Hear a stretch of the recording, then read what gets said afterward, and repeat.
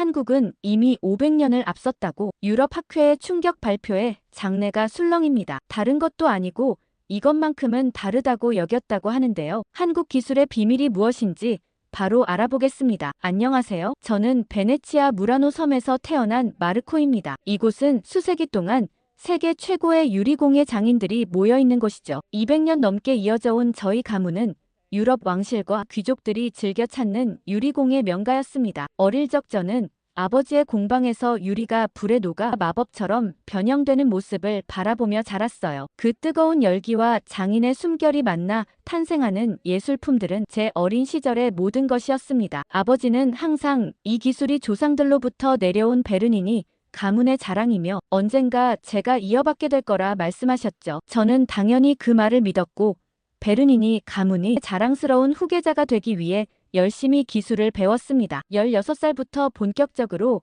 유리 불기를 배우기 시작했어요. 손에 물집이 잡히고 실수로 화상을 입기도 했지만 그런 고통조차 가문의 전통을 이어간다는 자부심으로 견뎌냈습니다. 하지만 세상은 빠르게 변하고 있었습니다. 처음 느낀 위기감은 2008년 금융위기 때였어요. 베네치아 무라노 유리의 지갑을 열던 부유한 고객들이 갑자기 사라졌고 동시에 중국에서 들어오는 값싼 모조품들이 시장을 장악하기 시작했습니다. 아버지는 매일 밤 장부를 들여다보며 한숨을 내쉬었죠. 저는 아버지에게 괜찮을 거라고 베르닌이 제품은 품질이 다르니까 걱정하지 말라고 위로했어요. 아버지는 애써 미소를 지으셨지만 그 눈빛에서 깊은 걱정이 느껴졌습니다. 우리 가문의 작품들은 하나하나가 예술품이었지만 사람들은 점점 더 예술보다 가격에 민감해지고 있었어요. 전통적인 방식으로 만든 유리 공예품 하나를 완성하는데 며칠이 걸리는 반면 공장에서 대량 생산된 제품은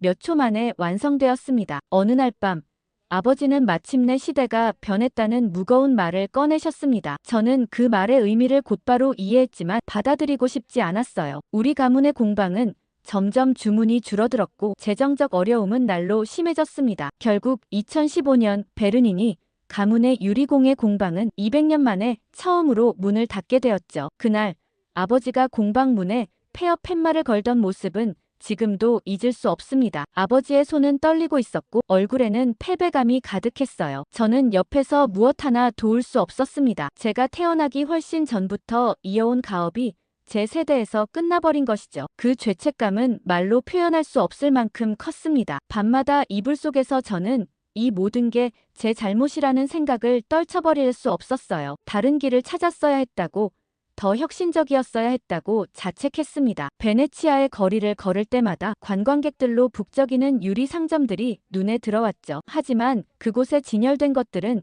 진정한 무라노 유리가 아니었습니다. 싸구려 모조품이었죠. 그런데도 사람들은 그것을 사고 나서는 만족했습니다. 절망 속에서 저는 이것이 과연 베네치아 유리의 종말인지 고민하며 답을 찾기 위해 도서관으로 향했습니다. 세계 각국의 공예 역사를 공부하며 어떻게 전통이 살아남을 수 있는지 탐구하기 시작했어요. 그렇게 몇 달을 보내던 어느 날 우연히 한 학술 논문이 제 눈에 들어왔습니다. 고려청자 12세기 동아시아의 혁신적 도자기 기술이라는 논문이었죠. 사실 예전 같았으면 동아시아의 역사 따위에는 관심도 없었을 거예요. 어쨌든 예술이라면 유럽을 뛰어넘을 수가 없다고 생각했으니까요. 하지만 지금은 지푸라기라도 잡는 심정이었고 저는 호기심에 논문을 펼쳤습니다. 그리고 거기서 본 이미지는 저를 완전히 사로잡았어요. 비취색 같은 신비로운 청록색 유약으로 뒤덮인 도자기, 그 정교함과 아름다움은 믿기 어려웠습니다. 더 놀라운 것은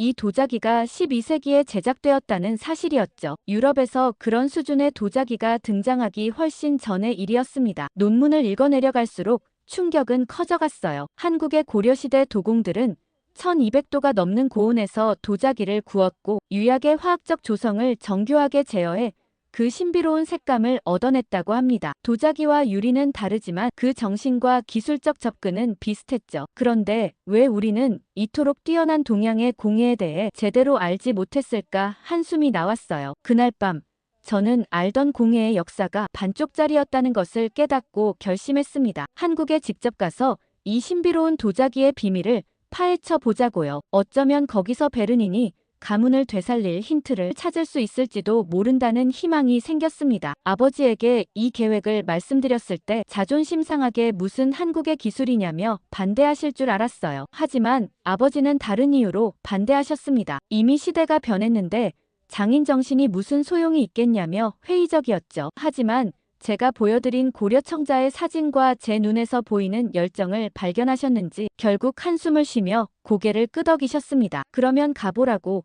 하지만 너무 큰 기대는 하지 말라고 하셨죠. 그렇게 저는 논문을 썼던 한국 교수님께 메일을 보내 만날 약속을 하고서는 베네치아를 떠나 한국으로 향하는 비행기에 몸을 실었습니다. 가슴속에는 불안과 기대가 교차했지만 한 가지 확실한 것이 있었어요. 이것이 저와 베르닌이 가문의 마지막 기회라는 생각이었죠. 그렇게 인천국제공항에 발을 디딘 순간 이미 모든 것이 달랐습니다. 공항의 유리 천장을 통해 들어오는 햇살이 로봇 안내원의 금속 표면에 반사되는 모습을 보며 저는 잠시 멈춰 섰어요. 베네치아의 고색 창연한 아름다움과는 전혀 다른 미래와 과거가 공존하는 기묘한 조화였습니다. 공항 한쪽에는 전통 한옥을 재현한 문화체험관이 있었고 다른 한쪽에는 최첨단 기술 전시관이 자리하고 있었죠. 첫인상부터 뭔가 잘 될 것 같다는 예감이 강하게 들었어요. 이틀간의 시차 적응 후 저는 서울 용산구에 위치한 국립중앙박물관으로 향했습니다. 제 여정의 첫 목적지였어요. 박물관 입구에 들어서자 웅장한 규모에 압도되었습니다. 유럽의 박물관들도 크지만 이곳은 또 다른 차원의 거대함이었죠. 전시실로 향하는 계단을 오르며 가슴이 두근거렸습니다. 드디어 그 신비로운 고려청자를 직접 볼 수 있다는 기대감 때문이었어요. 도자기 전시실에 들어서자마자 제 시선은 중앙에 놓인 유리 케이스로 향했습니다. 그리고 그 순간 숨이 멎는 듯한 경험을 했어요. 논문에서 봤던 사진은 그저 희미한 그림자에 불과했습니다. 실제 고려청자의 비색은 말로 표현할 수 없는 생명력을 가지고 있더라고요. 옥빛과 하늘빛 그리고 바다빛이 모두 녹아든 듯한 그 색채는 천년의 시간을 뛰어넘어 저에게 말을 걸어오는 듯 했습니다. 전시 설명문에 따르면 이 청자는 12세기 고려시대에 제작된 것이었어요. 12세기라니 당시 유럽에서는 아직 이런 수준의 도자기를 만들지 못했던 시기였습니다. 더 놀라운 것은 그 정교함이었어요. 꽃과 새, 구름 문양이 섬세하게 새겨져 있었고 표면은 거울처럼 매끄러웠습니다. 이런 완벽함을 어떻게 천년 전에 이루어낼 수 있었을까요? 다음 전시실로 이동하면서 저는 조선시대의 백자를 마주했습니다. 순백의 아름다움을 지닌 이 도자기들은 고려 청자와는 또 다른 미학을 보여주고 있었어요. 청자가 귀족적이고 화려하다면 백자는 소박하면서도 깊은 내면의 아름다움을 담고 있었습니다. 무엇보다 놀라웠던 것은 그 단순함 속에 담긴 기술적 완성도였어요. 표면에는 미세한 균열 하나 없이 완벽한 유약이 발라져 있었고 형태는 수학적으로 정확한 균형을 이루고 있었습니다. 그렇게 몇 시간이 흘렀는지도 모르게 전시실을 돌아다녔어요. 해가 저물어갈 무렵 저는 박물관 카페에 앉아 메모를 정리하기 시작했습니다. 고려청자의 신비로운 비색이 어떻게 만들어졌는지 그 비밀을 알고 싶었어요. 전시 설명에 따르면 도공들은 특별한 흙과 유약 그리고 환원염 소성 기법을 사용했다고 합니다. 그러나 그 구체적인 방법은 설명되어 있지 않았죠. 다음 날 저는 이화여자대학교 도예학과의 김민준 교수를 만나기로 약속이 되어 있었습니다. 김 교수는 자신의 연구에 관심을 가지는 게 고맙다며 기꺼이 만나자고 해주었죠. 김민준 교수의 연구실은 도자기 파편과 책으로 가득했습니다. 그는 따뜻한 미소로 저를 맞이하며 한국 전통 도자기에 관심을 갖게 된 배경을 물었어요. 저는 베르닌이 가문의 이야기와 제가 한국에 온 이유를 설명했습니다. 무라노 유리의 전통이 위기에 처했다는 이야기를 들은 김 교수는 깊은 공감을 표했어요. 전통 공예가 직면한 도전은 세계 어디서나 비슷하다며 한국의 도자기 역시 일제강점기와 한국전쟁을 거치며 많은 기술이 단절되었다고 설명했습니다. 김 교수는 컴퓨터 화면으로 고려청자의 단면, 미세구조 사진을 보여주었어요. 그것은 마치 우주의 별자리를 보는 것 같았습니다. 미세한 결정들이 유약 속에 고르게 분포되어 있었고 그것이 바로 비색의 비밀이라고 했어요. 고려 도공들은 철분이 포함된 특별한 흙을 사용했고 1200도가 넘는 고온에서 환원염으로 구워냈다고 합니다. 놀라운 것은 이 기술이 12세기에 이미 완성되었다는 점이었죠. 12세기라는 말에 저는 잠시 생각에 잠겼어요. 당시 유럽의 도자기는 훨씬 원시적이었습니다. 고온 소성 기술이 발달하지 않았고 유약도 지금과는 비교할 수 없이 조악했죠. 베네치아 유리 역시 당시에는 초기 단계에 불과했습니다. 유럽의 도자기가 고려 청자와 비슷한 수준에 도달한 것은 18세기에 이르러서였어요. 이런 사실을 깨닫자 저는 혼란스러웠습니다. 우리가 알던 공예의 역사는 너무나 유럽 중심적이었어요. 학교에서 배울 때는 항상 르네상스 이후 유럽의 예술과 공예가 세계를 선도했다고 배웠습니다. 하지만 실제 역사는 달랐죠. 동아시아, 특히 한국의 도자기는 유럽보다 수백 년 앞서 있었던 것입니다. 그렇게 충격을 받은 채 김 교수의 안내로 대학 내 도예실을 방문했습니다. 그곳에서 학생들이 전통 방식으로 도자기를 만드는 모습을 볼 수 있었어요. 흙을 반죽하고 물레를 돌리고 유약을 바르는 과정은 베네치아의 유리 공방과 묘하게 닮아 있었습니다. 다른 재료와 기법을 사용하지만 그 안에 담긴 장인 정신은 동일했어요. 특히 한 학생이 청자 복원 프로젝트를 진행하는 모습이 인상적이었습니다. 고려시대 청자의 제작 방식을 그대로 재현하려는 열정이 느껴졌어요. 그날 저녁 호텔로 돌아오는 길에 저는 한강변을 거닐었습니다. 고층 빌딩들이 강물에 반사되는 모습을 바라보며 생각에 잠겼어요. 베네치아의 운하와는 전혀 다른 풍경이지만 물과 도시가 만나는 조화로움은 어딘지 모르게 비슷했습니다. 한국은 전통과 현대가 공존하는 나라였어요. 1000년 전에 청자를 만들던 기술을 연구하면서도 최첨단 기술로 미래를 향해 나아가고 있었습니다. 호텔 방으로 돌아와 노트북을 열고 오늘의 발견을 정리했습니다. 고려 청자의 비색이 어떻게 만들어졌는지, 그 기술적 비밀은 무엇인지, 그리고 왜 이런 놀라운 성취가 서구 세계에 제대로 알려지지 않았는지 질문은 계속해서 꼬리를 물었어요. 우리 가문의 유리 기술과 한국의 도자기 기술을 어떻게 조합시킬 수 있을까 생각했죠. 내일 이천 도자기 마을을 방문해 직접 도자기 만드는 장인들을 만날 수 있으니 뭔가 해결책을 찾을 수 있겠다는 기대를 가졌습니다. 이천으로 향하는 기차 안에서 제 안에서도 무언가가 서서히 바뀌고 있었어요. 유럽 중심적 시각으로 바라보던 세계가 조금씩 흔들리는 듯 했죠. 그동안 너무나 당연하게 여겼던 생각들, 베네치아 유리공예가 세계 최고라는 믿음이 서서히 균열을 일으키고 있었습니다. 이천은 한국의 전통 도자기 마을로 1000년이 넘는 역사를 가진 곳이었어요. 마을 입구에 들어서자 도자기로 장식된 문이 방문객을 맞이했습니다. 그 화려한 색상과 디자인은 서구의 어떤 공공예술품보다도 대담하고 창의적이었죠. 공방들이 늘어선 거리를 따라 걸으며 곳곳에서 들려오는 물레 돌아가는 소리, 흙 반죽하는 소리에 귀를 기울였습니다. 김 교수가 소개해준 박재훈 도예가의 공방은 마을 깊숙한 곳에 자리하고 있었어요. 400년이 넘는 전통을 이어온 도예 가문의 후손이라는 박재훈 선생은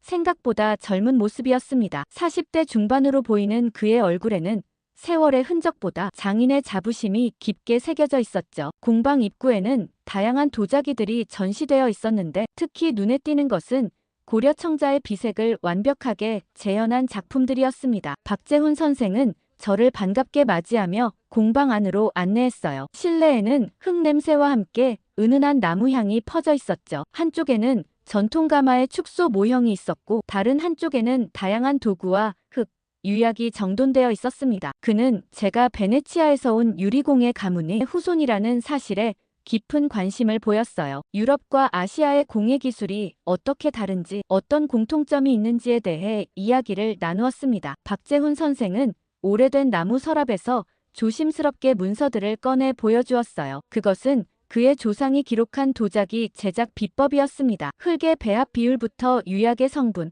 가마의 온도, 조절 방법까지 세세하게 적혀 있었죠. 1607년 그 시기 유럽에서는 아직 도자기 기술이 초보적인 단계에 머물러 있었을 때였습니다. 박재훈 선생은 고려 청자의 비색이 단순한 우연이 아니라 수백 년에 걸친 실험과 연구의 결과물이라고 설명했어요. 도공들은 철, 구리, 코발트 등 다양한 광물을 섞어 유약을 만들었고 불의 온도와 산소 공급량을 정교하게 조절해 그 신비로운 색을 얻어냈다고 합니다. 한국 도자기의 역사에 대해 더 깊이 알고 싶다는 제 말에 박재훈 선생은 잠시 생각에 잠겼어요. 그러더니 내일 특별한 장소로 저를 데려가 주겠다고 했습니다. 그것은 일반 관광객들에게는 잘 알려지지 않은 고려시대 도자기 가마터였죠. 저는 기대감에 가슴이 뛰었습니다. 저녁이 되자 박재훈 선생은 저를 자신의 집으로 초대했어요. 전통 한옥을 현대적으로 개조한 그의 집은 아늑하면서도 품격이 느껴지는 공간이었습니다. 마당에는 작은 연못이 있었고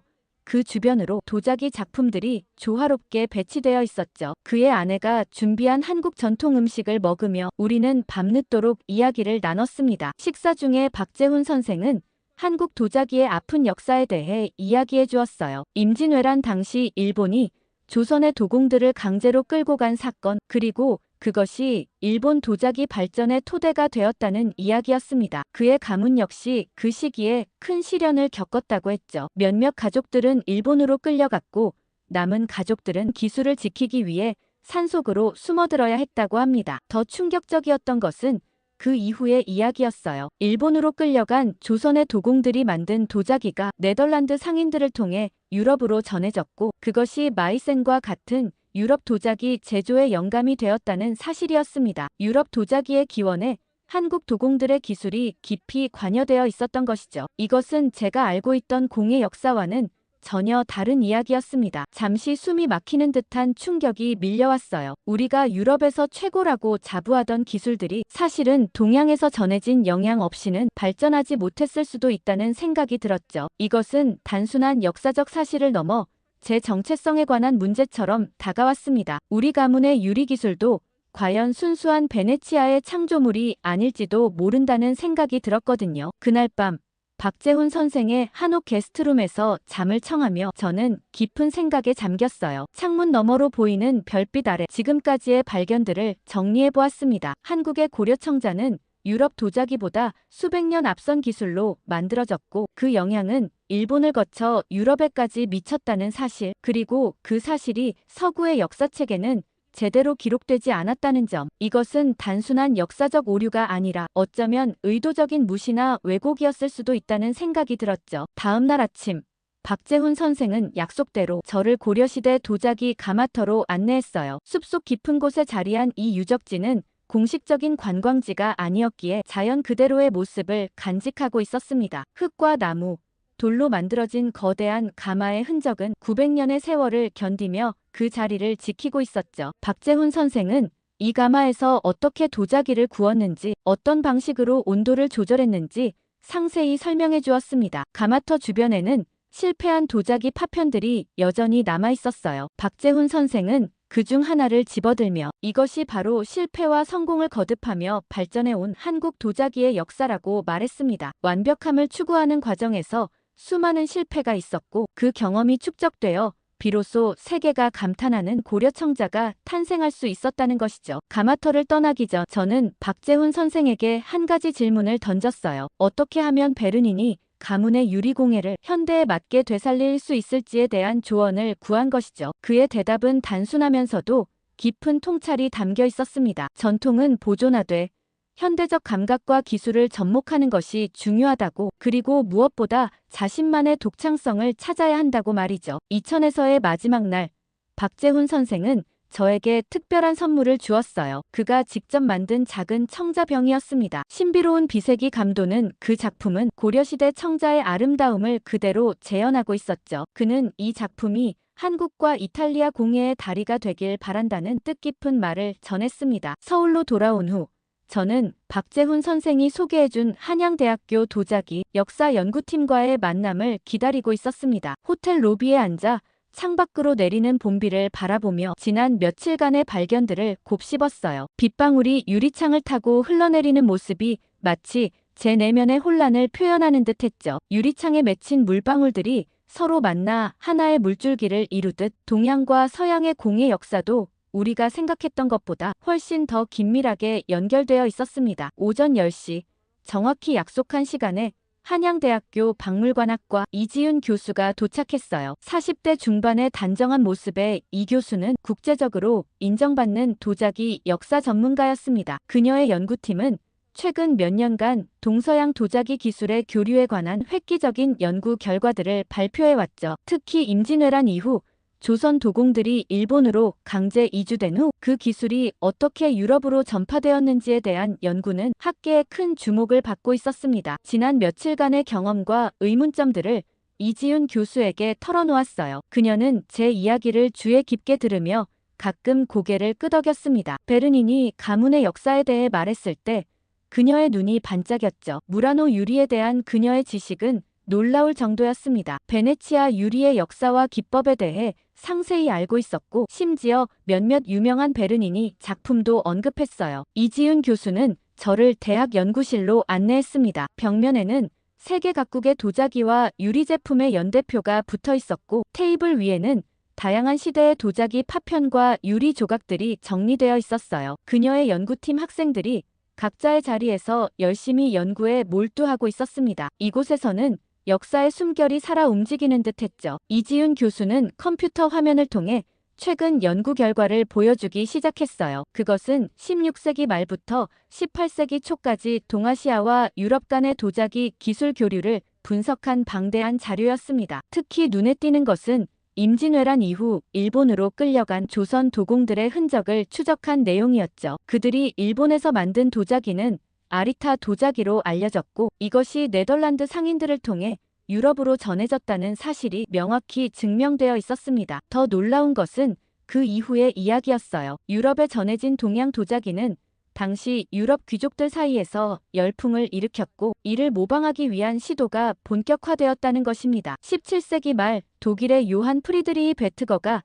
마이센 도자기를 개발할 때 동양 도자기의 영향을 크게 받았다는 사실은 이미 알려져 있었죠. 하지만 이지훈 교수의 연구는 그 영향이 단순한 모방을 넘어 기술적 측면에서도 직접적인 연관이 있었음을 보여주고 있었습니다. 그건 유럽 도자기의 발전은 한국의 기술 없이는 불가능했다는 증거였죠. 제 질문에 이지훈 교수는 조심스럽게 대답했어요. 완전히 그렇다고 단정할 수는 없지만 동양의 영향이 없었다면 유럽의 도자기 발전은 훨씬 더 늦어졌을 것이라고 했습니다. 특히 고온 소성 기술과 유약 제조법은 동양에서 전해진 것이 분명하다고 했죠. 이 말은 제가 알고 있던 공예 역사를 완전히 뒤흔드는 것이었습니다. 그런데 갑자기 이지훈 교수는 제게 제안을 하나 했어요. 베네치아 유리공예와 한국 도자기 사이의 역사적 연결고리를 더 깊이 탐구하는 프로젝트였습니다. 베르닌이 가문의 자료들과 한양대 연구팀의 전문성이 만나면 새로운 역사적 발견이 가능할 것이라는 기대감에 가슴이 뛰었죠. 이것은 단순한 학술 연구를 넘어 제 가문의 역사와 정체성을 재정립하는 여정이기도 했습니다. 그리고 저는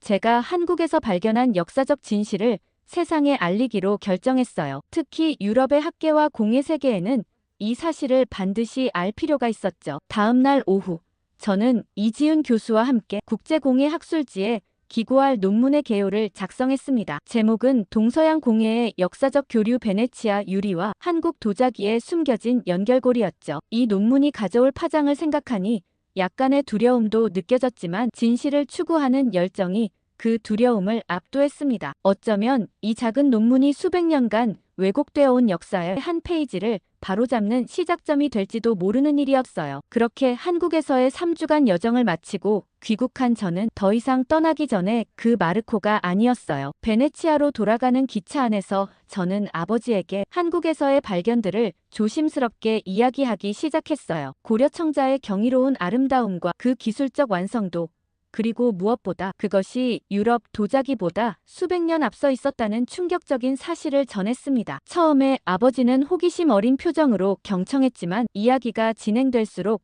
그의 표정이 굳어지는 것을 느꼈죠. 이지훈 교수의 자료와 제가 작성한 논문을 토대로 저는 베네치아 유리 아카데미에서 특별 강연을 열었습니다. 제 강연은 한국의 고려청자와 조선백자의 기술적 성취에 대한 소개로 시작했어요. 슬라이드에 등장한 비색 청자의 이미지는 청중들의 감탄을 자아냈습니다. 그들 중 많은 이들이 동양 도자기의 이런 측면을 처음 접하는 듯했죠. 이어서 저는 동서양 공예의 역사적 교류에 대한 증거들을 차분히 제시했어요. 네덜란드 동인도 회사의 무역기로 일본으로 끌려간 조선 도공들의 이야기, 그리고 그들의 기술이 유럽으로 전파된 경로를 상세히 설명했습니다. 마지막으로 가장 논쟁적인 부분에 도달했어요. 베네치아 유리공예가 동양의 영향을 받았을 가능성에 대한 내용이었습니다. 이 부분에서 청중 사이에서 불편한 웅성거림이 일어났죠. 특히 몇몇 나이든 유리장인들의 얼굴이 붉어지는 것을 볼 수 있었습니다. 그러나 저는 계속해서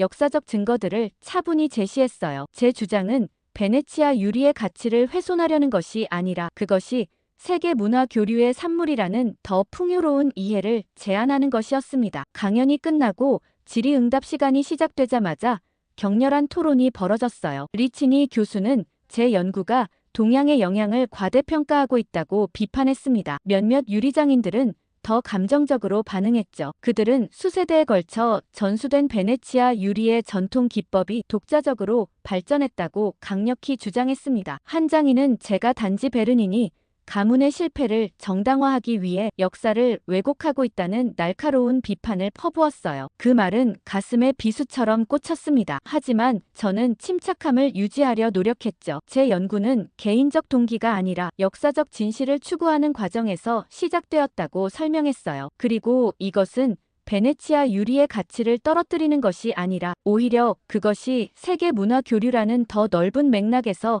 어떤 위치를 차지하는지 이해하는 데 도움이 된다고 강조했습니다. 토론이 계속되면서 놀랍게도 몇몇 젊은 학자들과 장인들이 제 견해에 지지를 표했어요. 특히 베네치아 유리 아카데미의 신진 학자인 소피아 코르티는 공의 역사를 더 글로벌한 관점에서 재평가할 필요성에 공감한다고 말했습니다. 이것은 작은 희망의 순간이었죠. 그 순간 저는 마음속으로 새로운 계획을 세웠어요. 한국에서 배운 도자기 기술과 색상 처리법을 베네치아 유리공예에 접목해보기로 한 것이죠. 특히 고려 청자의 비색을 유리로 재현하는 실험을 시작하기로 했습니다. 이것은 단순한 모방이 아니라 두 문화의 아름다움이 만나 새로운 예술 형태를 창조하는 시도였어요. 공방에서 한참 연구를 하고 있는데 이지윤 교수로부터 연락이 왔어요. 미국에서 열리는 국제공예 박람회에 저를 초청한다는 내용이었습니다. 단순한 참가가 아니라 특별 전시 기획자로 함께 일해달라는 제안이었죠. 동서양 공예의 만남 유리와 도자기의 대화라는 주제로 전시를 제안받았는데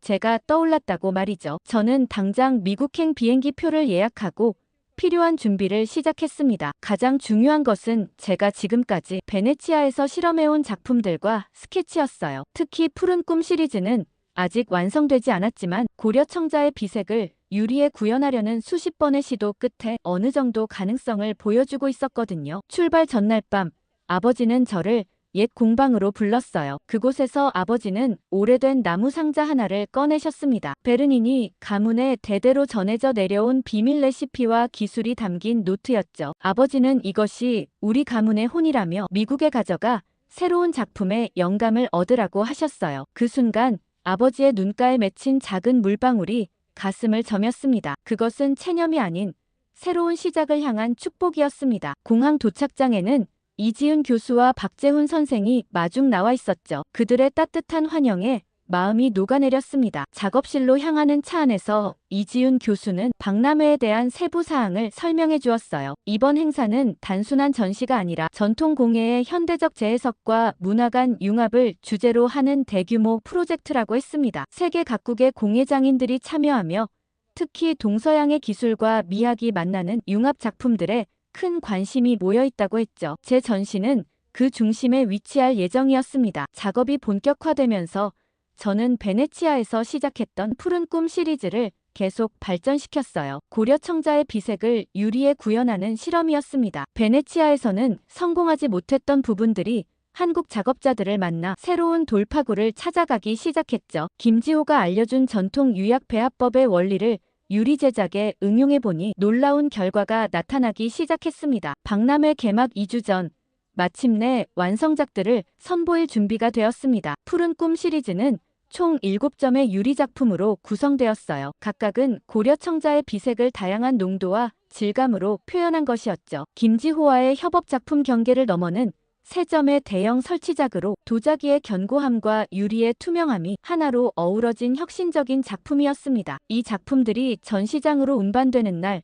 미국 미디어의 관심이 뜨거웠어요. 몇몇 예술 전문 기자들이 인터뷰를 요청했고 한 유명 예술 잡지는 제 작업 과정을 특집 기사로 다루고 싶다고 했습니다. 처음에는 당황스러웠지만 이것이 베르닌이 가문과 한국 도예의 만남을 알릴 좋은 기회라고 생각했죠. 인터뷰에서 저는 진솔하게 제 여정을 이야기했습니다. 베네치아에서의 좌절, 한국에서 발견한 새로운 가능성, 그리고 문화적 교류가 가져온 창의적 영감까지요. 박람회 개막일이 다가오면서 전시장에서의 작업은 더욱 분주해졌습니다. 제 전시 공간은 박람회의 중심부에 위치했어요. 동서양의 만남이라는 주제에 걸맞게 공간은 베네치아의 고딕 아치와 한국 전통 문양이 조화롭게 디자인되었습니다. 작품들은 이 공간에 맞춰 신중하게 배치되었죠. 그렇게 전시장이 일반에 공개되자 많은 관람객들이 물밀듯이 들어왔죠. 제 전시 공간 앞에는 특히 많은 사람들이 모여들었습니다. 그들의 눈빛에서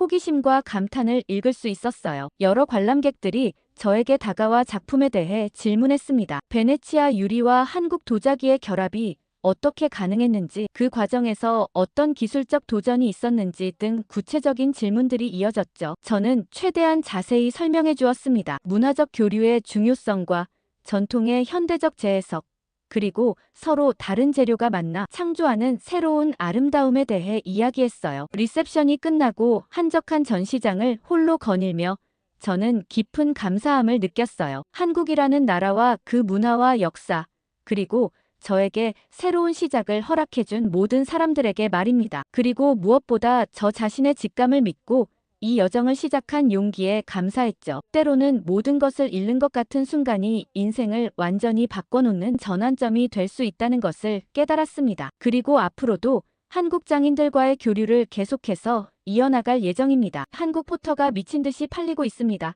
이제껏 일본 자동차가 최고라고 생각했던 미국인들이 180도 달라졌는데요. 공장을 풀가동하는 것도 모자라 한국에 있는 중고차까지 싹 쓸어간다는데 시작 전 구독, 좋아요 꼭 눌러주세요. 안녕하세요. 저는 미국에서 변호사를 하고 있는 케이트예요. 지금은 누가 봐도 번듯한 직장에 남부러울 것 없이 살고 있지만 이 모든 게 다 저희 엄마 덕분이죠. 저는 어릴 적부터 아빠 없이 엄마 그리고 동생과 함께 살아왔어요. 엄마는 늘 저와 동생을 위해서라면 뭐든지 하셨죠. 아무리 힘들고 어려운 일이더라도 돈을 벌 수만 있다면 가리지 않고 몸을 던졌어요. 그렇게 엄마는 가족을 지켜왔습니다. 어릴 적 기억을 떠올려 보면 엄마는 늘 바쁘셨어요. 새벽같이 일어나 출근을 하셨고 저녁 늦게서야 집에 돌아오셨죠. 그럼에도 불구하고 집안일도 놓치지 않으셨습니다. 피곤한 기색을 보이면서도 우리가 배고플까봐 저녁상을 차리고 빨래를 개고 바닥을 닦았어요. 어린 저는 그런 모습이 당연한 줄로만 알았죠. 하지만 나중에야 알았습니다. 다른 엄마들은 그렇게 살지 않는다는 걸요. 엄마는 늘 강한 사람이었어요. 하지만 그 강함이 스스로 원해서 만들어진 것은 아니었죠. 엄마는 우리 가족을 지키기 위해서, 오롯이 두 아이를 책임지기 위해서 강해져야만 했습니다. 어쩌면 그것이 엄마에게 주어진 유일한 선택지였는지도 몰라요. 당시 특별한 기술이 없었던 엄마는 처음에는 식당에서 설거지를 하셨어요. 남들이 꺼려하는 뒷정리와 청소 같은 일들을 도맡아 하셨죠. 하지만 그걸로는 생활비가 부족했습니다. 그러다 엄마는 도배 일을 시작하게 되었어요. 사실 엄마는 도배에 대해 전혀 알지 못했죠. 하지만 돈을 벌 수 있다면 뭐든 배우겠다고 결심하셨습니다. 그렇게 하루아침에 도배사로 나서게 되었어요. 당시 엄마가 도배를 배우던 시절 여자 도배사는 거의 없었어요. 대부분 남자들이 하는 일이었고 힘쓰는 작업이 많았기 때문에 여성들이 버티기 힘든 환경이었죠. 그런데 엄마는 그런 것쯤은 개의치 않으셨습니다. 도배 일을 하면 훨씬 돈을 많이 벌 수 있었고 엄마에겐 그게 가장 중요했으니까요. 연약한 몸에 무거운 접착제를 나르고 벽지를 들고 계단을 오르내리며 하나하나 익히셨어요. 손에 물집이 잡히고 허리가 아파도 쉬지 않았죠. 당시 엄마는 유일한 여자였어요. 처음엔 그저 신경 쓰지 않으려 했죠. 하지만 시간이 지날수록 불편한 시선이 느껴졌습니다. 특히 같은 팀에 있던 중국 출신 노동자 몇 명이 엄마를 유독 신경 쓰고 치근덕거렸어요. 처음에는 그냥 말장난이라고 생각하려 했지만 점점 더 선을 넘는 행동을 하기 시작했죠. 어느 날은 벽지를 붙이느라 높은 곳에 올라가 있었는데 그중 한 명이 밑에서 의미심장한 웃음을 지으며 엄마를 쳐다봤어요. 말로는 장난이라고 했지만 그 시선과 행동이 너무 불쾌했죠. 다른 남자들도 비슷한 분위기를 띠며 엄마에게 불필요한 신체 접촉을 시도했습니다. 엄마는 그 순간 결심했어요. 이렇게는 더 이상 못 견디겠다고요. 그날 퇴근하자마자 엄마는 곧장 미용실로 갔어요. 그리고 망설임 없이 스포츠 머리로 밀어버렸죠. 어깨까지 내려오던 머리카락이 바닥에 우수수 떨어졌습니다. 미용사가 깜짝 놀라며 몇 번이고 다시 확인했지만 엄마는 단호했어요. 그리고 다음날 엄마는 가슴을 압박붕대로 단단히 감고 작업복을 입었어요. 더 이상 여자처럼 보이지 않기 위해서였죠. 그 모습을 본 동료들은 모두 놀랐습니다. 하지만 엄마는 아무렇지도 않은 듯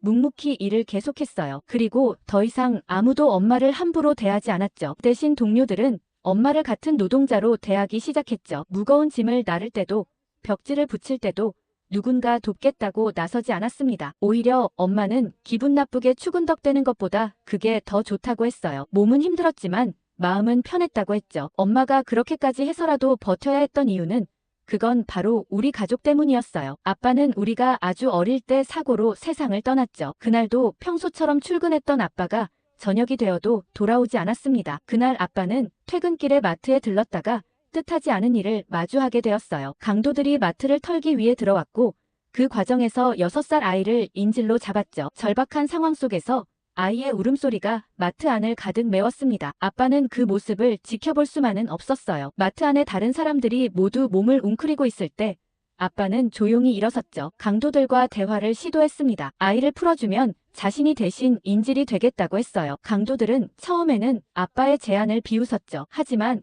아빠는 흔들리지 않았습니다. 긴장감이 감도는 순간 아빠는 천천히 강도들에게 다가갔어요. 두 손을 들어 보이며 차분한 목소리로 계속 말을 건넸죠. 아이를 놓아주면 모든 게 잘 될 거라고, 서두를 필요 없다고 설득했습니다. 강도들의 긴장이 조금씩 풀리는 듯 했어요. 그때 아빠는 순간적으로 몸을 날렸죠. 아이를 감싸 안으며 옆으로 밀쳐냈습니다. 하지만 그 순간 총성이 울렸어요. 아이는 무사했지만 아빠의 가슴에서는 붉은 피가 흘러나왔죠. 강도들은 당황한 듯 서둘러 도망쳤고 마트 안은 순식간에 혼돈에 빠졌습니다. 누군가 구급차를 불렀지만 병원에 도착했을 때는 이미 늦었어요. 엄마가 병원에 도착했을 때 아빠는 이미 차가운 침대 위에 누워 있었죠. 후에 경찰 조사를 통해 알게 된 사실들이 하나둘씩 전해졌습니다. 아빠가 구한 아이는 다행히 큰 충격 외에는 아무런 상처도 입지 않았다고 해요. 아이의 부모는 눈물을 흘리며 아빠에게 감사하다는 말을 전했죠. 하지만 그 말들이 우리의 상실을 달래줄 수는 없었습니다. 강도들은 며칠 뒤 검거되었어요. 그들은 마약에 찌들어 이성을 잃은 채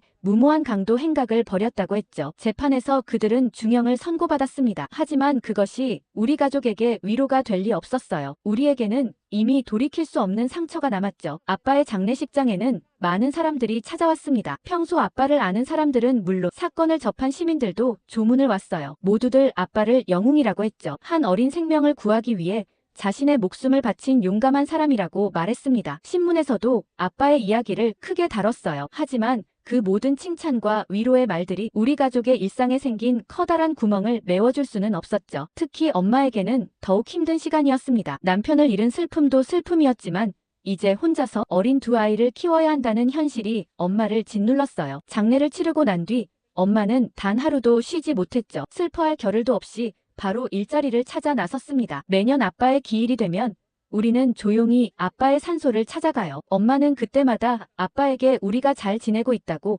걱정하지 말라고 이야기를 해요. 하지만 돌아서는 엄마의 눈가에 맺히는 눈물을 저는 볼 수 있죠. 그래도 엄마는 금방 눈물을 훔치고 다시 강한 척 했습니다. 우리 앞에서는 결코 약한 모습을 보이지 않으려 했어요. 아빠의 희생은 우리 가족의 삶을 완전히 바꿔놓았죠. 저는 그 일을 계기로 마약과 총기 사고로 피해를 입은 피해자들을 보호하기 위한 변호사가 되기로 결심했으니 말이죠. 아빠가 그렇게 희생된 이후로도 미국 사회는 전혀 변하지 않았습니다. 여전히 한 해에만 총기 사고로 목숨을 잃은 사람이 4만 명이 넘습니다. 특히 법정에서 마약 사건을 다룰 때면 가슴이 더욱 아파와요. 펜타닐로 인한 사망자 수가 하루 평균 190명을 넘어선다는 통계를 볼 때마다 그날 마약에 취해 우리 아빠의 목숨을 앗아간 그들이 떠오르죠. 1년 동안 약 11만 명이 약물 과다 복용으로 생을 마감했다는 사실이 미국 사회의 깊은 상처를 보여줍니다. 그래서 제가 피해자 가족들을 만날 때면 그들의 눈빛에서 20년 전 우리 가족의 모습이 보이죠. 한순간의 비극이 한 가정을,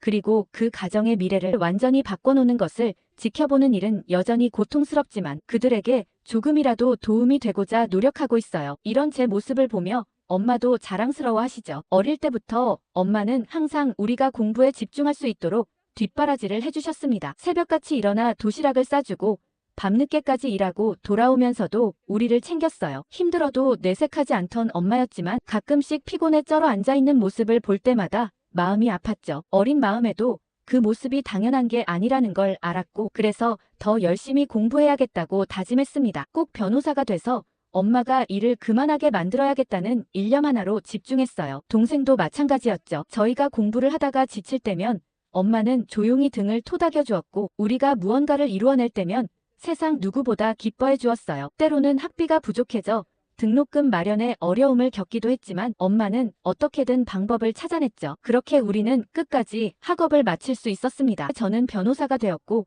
동생은 엔지니어로 취직했습니다. 우리의 꿈이 현실이 되었을 때 가장 기뻐한 건 엄마였어요. 저희는 취직하자마자 엄마에게 이제는 일을 그만두고 쉬라고 말했습니다. 우리가 충분히 벌 수 있으니까 이제는 엄마가 편하게 살면 된다고요. 하지만 엄마는 손사래를 쳤죠. 나는 아직 쓸모가 있다며 너희한테 부담 주기 싫다고 했습니다. 엄마는 그렇게 단호했어요. 일하는 것이 힘들지 않냐고 물으면 엄마는 웃으며 말했죠. 나는 아직 괜찮다며 몸을 움직여야 건강하다고 했습니다. 그런데 그런 엄마가 안쓰러웠던 저희는 다시 한번 엄마를 설득하기로 했죠. 하지만 엄마는 완강하셨어요. 일을 그만두는 일은 절대 없을 거라고 하셨죠. 고집센 엄마의 태도에 저와 동생은 고민하기 시작했습니다. 어떻게 하면 엄마를 편하게 해드릴 수 있을까 했는데 일은 끝까지 한다고 우기셨죠. 그런데 동생이 엄마에게 차라도 한 대 사드리자고 얘기했습니다. 사실 미국에서는 집집마다 최소 차 한 대가 있는 건 기본이었어요. 인원수에 맞게 차를 가지고 있는 집들이 많죠. 통계를 보면 미국 가구당 평균 2대의 차량을 보유하고 있다고 합니다. 특히 교외 지역으로 갈수록 이 수치는 더 높아져요. 뉴저지나 코네티컷 같은 주의 교외 지역에서는 가구당 평균 2.3대까지 올라가기도 하죠. 대중교통이 잘 발달하지 않은 미국의 특성상 차가 없으면 일상생활이 불가능에 가깝습니다. 뉴욕이나 샌프란시스코 같은 대도시를 제외하면 대부분의 도시가 자동차 중심으로 설계되어 있어요. 버스 노선도 제한적이고 운행 간격도 긴 편이죠. 특히 우리가 사는 교외 지역은 더욱 그랬어요. 마트에 가는 것도 병원에 가는 것도 모든 것이 자동차를 필요로 했습니다. 실제로 제가 사는 지역만 해도 가장 가까운 대형마트까지 걸어서 40분이 넘게 걸렸죠. 더구나 미국의 도로는 보행자를 위한 시설이 부족해서 어떤 구간은 인도조차 없는 경우도 있었어요. 병원은 더 멀었습니다. 가장 가까운 종합병원까지 차로 30분이 걸렸고 응급 상황이 생기면 구급차를 부르지 않는 한 스스로 이동할 방법이 필요했죠. 저는 회사 근처에 살고 있어서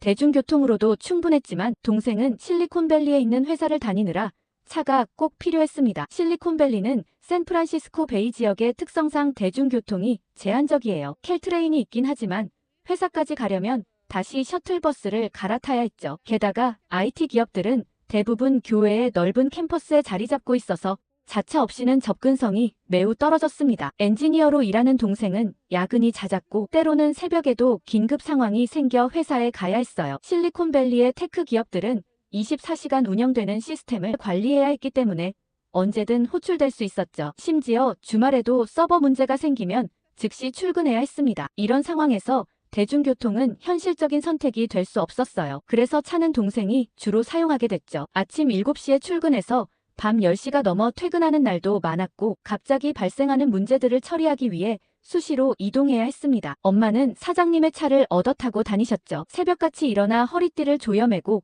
간단한 아침을 챙겨 먹고 무거운 짐을 챙겨 서둘러 집을 나서셨는데 허겁지겁 바쁜 발걸음으로 골목길을 나서면 바로 옆집에서 자동차 한 대가 천천히 다가왔습니다. 엄마는 익숙한 듯 조수석 문을 열고 올라타셨어요. 옆집 사장님이 늘 태워다 주셨기 때문이죠. 비가 오나 눈이 오나 사장님의 자동차는 늘 엄마를 태워가셨어요. 하루의 시작과 끝이 그 차와 함께였죠. 출근길이면 항상 옆집 사장님과 이런저런 이야기를 나누셨습니다. 도베일이 있는 현장의 위치부터 시작해서 요즘 힘든 일이나 즐거운 일들까지 서로 나누며 가셨어요. 때로는 일찍 현장에 도착해서 커피 한 잔을 마시며 하루를 시작하기도 하셨죠. 이런 엄마의 모습을 보면서 고민이 많았어요. 이제는 엄마가 직접 운전할 수 있도록 차를 마련해 드려야 한다고 생각했죠. 남의 차를 얻어 타는 것이 익숙해진 엄마였지만 불편하지 않을 리 없었습니다. 저희는 엄마에게 차를 사드리겠다고 조심스럽게 이야기를 꺼냈어요. 그러나 엄마는 단호하게 거절하셨죠. 필요 없다고 하셨습니다. 사장님 차를 타면 충분하고 괜한 돈을 쓸 필요가 없다고 하셨어요. 늘 그렇듯 엄마는 부담을 주기 싫어하셨죠. 자신의 편의를 위해 돈을 쓰는 것에 익숙하지 않으셨습니다. 저희는 엄마가 직접 운전하면 훨씬 자유롭고 편하게 이동할 수 있다고 남의 차를 타지 않고도 원하는 곳에 갈 수 있다고 이야기했죠. 하지만 엄마는 여전히 고개를 저으셨습니다. 사장님의 일본 자동차는 성능이 좋고 오래 타도 문제없이 잘 굴러간다고 하셨어요. 기름도 적게 먹고 승차감도 좋다며 칭찬을 아끼지 않으셨죠. 그리고 차비를 늘 드리고 있는데 유지비와 차량 구입비를 들여 차를 살 필요가 없다는 듯 단호하셨습니다. 엄마에게 차는 단순한 이동수단일 뿐이었어요. 새로운 차를 사는 것은 사치였고 지금처럼 불편 없이 다닐 수 있으면 충분하다고 생각하셨죠. 하지만 우리는 달랐습니다. 엄마가 불편하지 않다는 건 모두 거짓말일 테고 그저 저희에게 짐이 되고 싶지 않아서라는 걸 알고 있었기 때문이었습니다. 고민이 깊어졌죠. 그러던 어느 날 정말 충격적인 일이 생겼습니다. 엄마는 평소처럼 출근 준비를 마치셨어요. 하지만 그날은 평소와 달랐죠. 장거리 출장 일정이 잡혀 있었기 때문입니다. 새로운 도배 현장이었고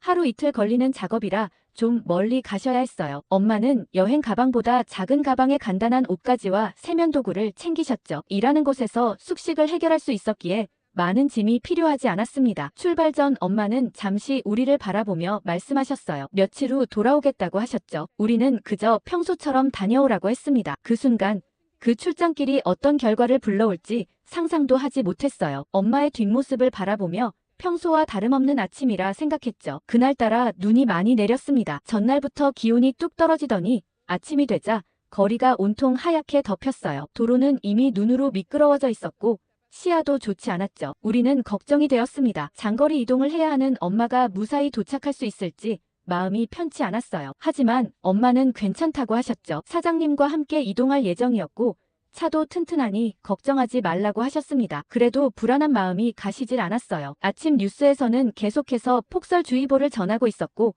교통사고 소식도 잇따랐죠. 그런데 시간이 흘러도 엄마에게서 연락이 오지 않았습니다. 평소였다면 목적지에 도착했다는 메시지를 보냈을 텐데 그날따라 아무 소식이 없었어요. 우리는 초조해졌죠. 전화를 걸어도 연결되지 않았습니다. 혹시나 눈길 때문에 늦어진 것은 아닐까? 이동 중이라 전화를 받지 못하는 것은 아닐까? 스스로를 안심시키려 했어요. 하지만 시간이 지날수록 불길한 예감이 커졌죠. 창밖으로 보이는 하늘은 점점 더 어두워졌고 눈은 더욱 거세게 내렸습니다. 동생과 저는 서로 안부 전화를 주고받으며 초조하게 기다렸어요. 혹시 모르니 병원에도 문의해보자는 의견이 나왔죠. 그리고 결국 병원에서 전화가 왔습니다. 순간 심장이 덜컥 내려앉았어요. 병원에서 걸려온 전화는 언제나 나쁜 소식을 동반하는 법이었죠. 떨리는 손으로 전화를 받았습니다. 간호사의 차분한 목소리가 들려왔어요. 엄마가 사고를 당했다는 소식을 듣고 병원으로 달려갔을 때 우리는 차마 숨을 쉴 수 없을 정도로 긴장했어요. 머릿속은 온갖 생각으로 가득 찼고 엄마가 크게 다친 건 아닐까 하는 불안감에 손이 떨렸죠. 얼마나 급하게 운전했는지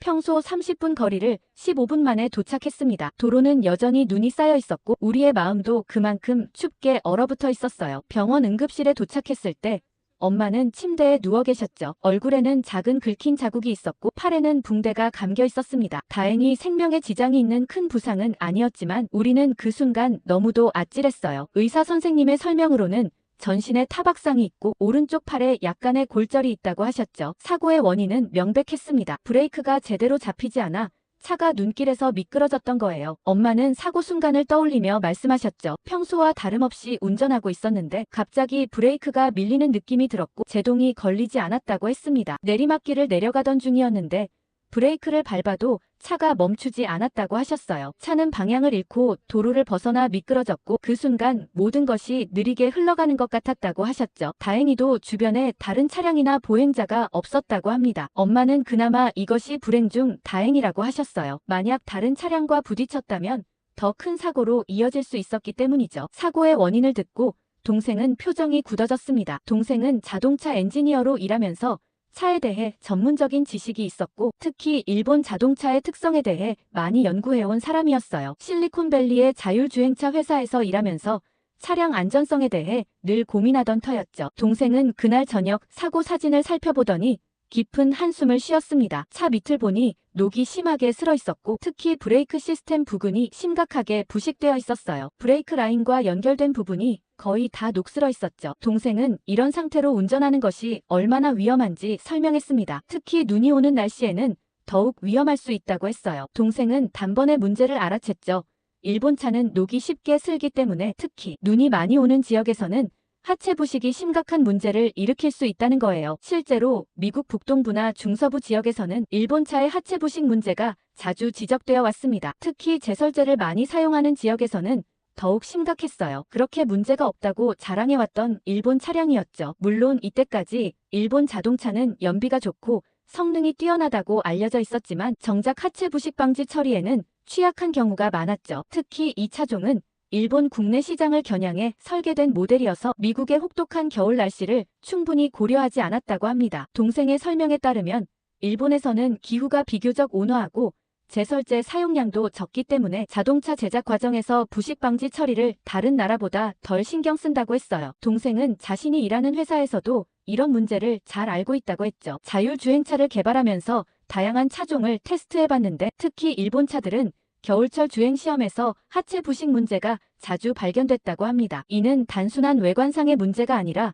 차량의 안전과 직결되는 심각한 문제였어요. 실제로 사장님의 차는 이미 하체 부식이 심각한 상태였죠. 브레이크 라인 주변이 녹슬어 약해졌고 이번 사고도 그 영향이 컸다고 하더라고요. 브레이크를 밟았을 때 시스템이 정상적으로 작동하지 못하고 제동력이 약해진 거예요. 특히 눈길에서는 제동력이 평소보다 30에서 40% 더 필요한데 부식된 브레이크 시스템으로는 이런 추가 제동력을 감당할 수 없었다고 합니다. 더구나 이 차는 이미 10년이 넘은 차량이었죠. 오랜 시간 동안 제설제에 노출되면서 하체 부식이 계속 진행되어 왔던 겁니다. 동생은 차량 하부의 여러 부분을 가리키며 설명했어요. 브레이크 라인뿐만 아니라 서스펜션, 배기 시스템 등 주요 부품들이 모두 부식의 영향을 받고 있었죠. 엄마는 처음에는 동생의 말을 쉽게 믿지 못하셨어요. 일본 차라면 모두들 알아주는 세계 1위 차가 아니었냐고 하시면서 당황스러워 하셨죠. 하지만 동생이 차 밑을 직접 보여주며 설명하자 엄마도 표정을 굳히셨죠. 이렇게까지 심각할 줄은 몰랐다고 하셨습니다. 사장님은 그간 차를 정기적으로 점검해왔지만 이런 문제를 지적받은 적은 없었다고 하셨어요. 알고 보니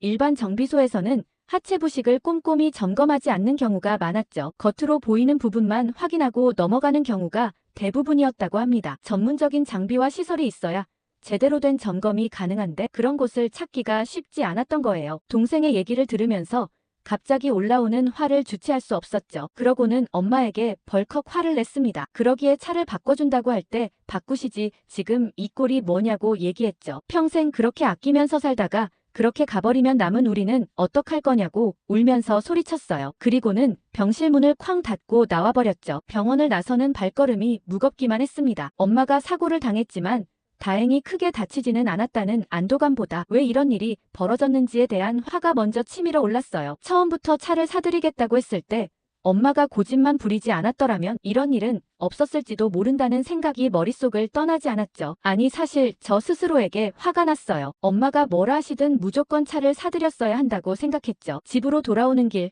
머릿속이 복잡했습니다. 그간 엄마는 일본 차에 대한 믿음이 강하셨어요. 사장님 차지만 연비가 좋고 고장이 없다며 오래 타도 문제 없다고 저희를 설득하려 드셨죠. 그래서 동생과 저도 만약 차를 사더라도 일본 차를 사드려야겠다 생각했죠. 하지만 결국 그 차는 엄마를 지켜주지 못했습니다. 눈길에서 브레이크가 제대로 잡히지 않아 미끄러졌고 사고를 피할 수 없었어요. 병원에서 집으로 돌아오는 길 저는 한마디도 하지 않았죠. 동생도 조용히 제 옆을 걸었습니다. 머릿속에서는 끊임없이 같은 말이 맴돌았어요. 왜 그때 우리 말을 듣지 않았을까? 왜 그렇게까지 고집을 부렸을까?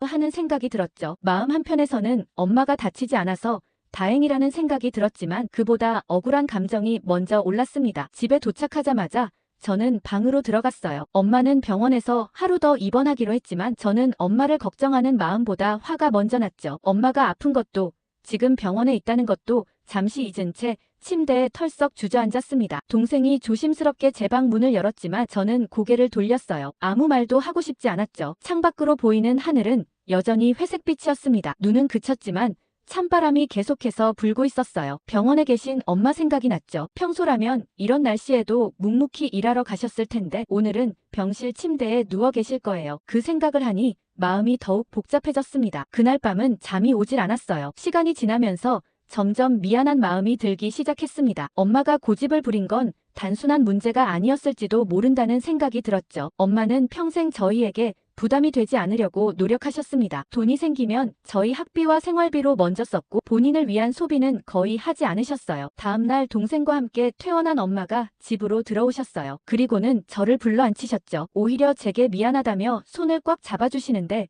눈물이 왈칵 쏟아졌습니다. 그러면서 엄마는 조용히 말씀을 이어가셨어요. 그간 벌어왔던 돈은 생활비로 다 써버려서 이 나이 먹도록 번듯한 집도 차도 마련하지 못했다고 하셨죠. 그러면서 너희 둘을 위해 맛있는 거, 좋은 거 하나 제대로 해주지 못한 걸 늘 마음 아파하셨다고 하셨습니다. 조금만 더 알뜰하게 살았다면 너희에게 이렇게 패 끼칠 일은 없었을 텐데 미안하다고 하셨죠. 그래서 차를 사주겠다는 말을 듣고도 선뜻 받아들이지 못했다고 하셨어요. 자식들에게 짐이 되고 싶지 않았다고 하셨습니다. 사줘도 엄마가 너희에게 사주고 싶었는데 이렇게 고집을 부리다 병원 신세까지 지고 걱정 많이 했냐며 용서하라고 하셨죠. 저는 무슨 말을 해야 할지 몰랐습니다. 엄마의 사랑은 늘 제가 생각했던 것보다 더 크다는 걸 다시 한번 깨달았죠. 짐이 되고 싶지 않다는 말이 가슴을 깊숙이 찔렀어요. 엄마가 그동안 얼마나 힘들었는지 저희는 너무 늦게 깨달았어요. 엄마는 저희를 위해 모든 것을 희생하면서도 단 한 번도 힘들다고 말씀하지 않으셨죠. 엄마의 강인함 뒤에 숨겨진 희생을 이제야 이해한 저는 지난날 엄마에게 했던 모든 말과 행동이 후회되었습니다. 눈물이 계속해서 흘러내렸어요. 엄마 앞에서 울지 않으려고 했지만 참을 수가 없었죠. 울컥울컥 치밀어 오르는 감정을 주체할 수 없었습니다. 그동안 얼마나 힘드셨을지 얼마나 외로우셨을지 생각하니 가슴이 미어졌어요. 엄마는 당신의 모든 것을 저희에게 주셨는데 지금까지도 미안해하고 계신다는 게 속상했죠. 가슴이 먹먹해졌습니다. 더 이상 참을 수 없었어요. 갑자기 목이 메어왔죠. 아무 말도 하지 못한 채 눈물이 쏟아졌습니다. 엄마는 놀란 듯 저를 바라보셨어요. 저는 힘겹게 입을 열었죠. 화낸 것 정말 죄송하다고 했어요. 엄마가 없으면 저도 없는 거라고, 엄마가 힘들면 저도 힘들고 엄마가 아프면 저도 아픈 거라고 말씀드렸습니다. 엄마는 아무 말 없이 저를 바라보셨어요. 그리고 천천히 손을 뻗어 제 머리를 쓰다듬으셨죠. 아주 조심스럽게 마치 어린 시절로 돌아간 듯한 손길이었습니다. 엄마의 눈가도 젖어 있었어요. 저희는 아무 말도 하지 않은 채 한참을 그렇게 서 있었죠. 시간이 멈춘 것 같았습니다. 그날 저녁 저는 동생과 긴 대화를 나눴어요. 저희는 결심했죠. 더 이상 미룰 수 없었고 저희는 안전한 차를 찾기 시작했어요. 이번에는 반드시 엄마가 안심하고 운전할 수 있는 차를 골라야 했죠. 동생은 자동차 엔지니어로서의 전문성을 살려 안전성을 최우선으로 고려했습니다. 가장 먼저 일본차는 제외했어요. 이제는 엄마도 아실 거예요. 하체 부식이 심한 일본차를 계속 타는 건 위험한 선택이라는 것을요. 저희는 다른 옵션들을 하나하나 살펴봤어요. 유럽차는 성능은 좋지만 유지비가 너무 비쌌고 미국차는 크기가 너무 커서 엄마가 운전하기에 부담스러웠죠. 한국 차들을 중심으로 살펴보면서 엄마에게 가장 적합한 모델을 찾으려 노력했습니다. 게다가 엄마의 직업인 도배라는 특성상 작업 도구를 실어 나를 공간도 필요했죠. 벽지와 접착제, 각종 공구들을 실어야 했기 때문에 트렁크 공간이 넉넉해야 했습니다. 게다가 차가 너무 크면 엄마가 운전하기 힘들 테고 작으면 작업을 할 때 불편할 터였어요. 이런 조건을 만족시키는 차를 찾는 건 생각보다 쉽지 않았죠. 동생과 저는 여러 모델을 비교해가며 고민을 거듭했습니다. 동생은 매일 밤 자동차 관련 커뮤니티를 찾아보며 사용자 후기들을 꼼꼼히 살펴봤어요. 특히 상업용으로 사용하는 사람들의 의견을 주의 깊게 읽었죠. 저는 중고차 시장도 알아보고 할부 조건도 비교해보면서 현실적인 구매 방법을 찾아봤습니다. 그러던 어느 날 동생이 조심스럽게 말했어요. 한국에서 가장 실용적인 차 중 하나가 포터라고요. 작은 트럭이지만 공간이 넉넉하고 도배 일을 하는 엄마에게도 적합하다고 했죠. 저는 처음엔 의아했지만 동생의 설명을 듣고 보니 합리적인 선택이었습니다. 무엇보다도 한국 차라서 내구성도 뛰어났어요. 포터는 실제로 미국에서 많은 자영업자들이 선호하는 차종이었죠. 좁은 골목길에서도 운전하기 쉽고 연비도 좋았습니다. 특히 최근 모델들은 안전장치가 대폭 강화되어 있어서 더욱 믿음이 갔어요. 유지보수도 쉬웠고 수리 비용도 부담스럽지 않았죠. 저희는 엄마에게 이 차를 보여주기로 했습니다. 처음엔 또 거절할까봐 걱정했지만 이번에는 다행히도 엄마도 저희의 의견을 받아들이셨어요. 사실 엄마도 이번 사고를 통해 깨달으셨을 거예요. 이제는 안전을 생각해야 한다는 것을요. 그리고 저희 역시 엄마가 더 이상 불편하게 다니는 걸 원하지 않는다는 것도 아셨죠. 차를 직접 보러 갔을 때 직원으로부터 충격적인 이야기를 들었어요. 요새 유럽과 미국에서 포터의 인기가 엄청나서 한참을 기다려야 한다고 했죠. 다음 달이면 물량이 좀 풀릴 텐데 대기를 걸어두는 게 좋겠다고 추천해 주었습니다. 저희는 바로 포터를 계약하기로 했죠. 할부금은 동생과 제가 나눠서 내기로 했고 보험료와 유지비도 저희가 책임지기로 했습니다. 엄마는 이제 걱정 말고 편안히 인생을 즐기시면 좋겠다고 말씀드렸어요. 일도 좀 줄이시기로 약속했죠. 그날 집으로 돌아오는 길 엄마는 오랜만에 편안한 얼굴을 하고 계셨어요. 이 차와 함께 저희의 삶도 새로운 출발을 맞이하게 될 거라고 믿었어요.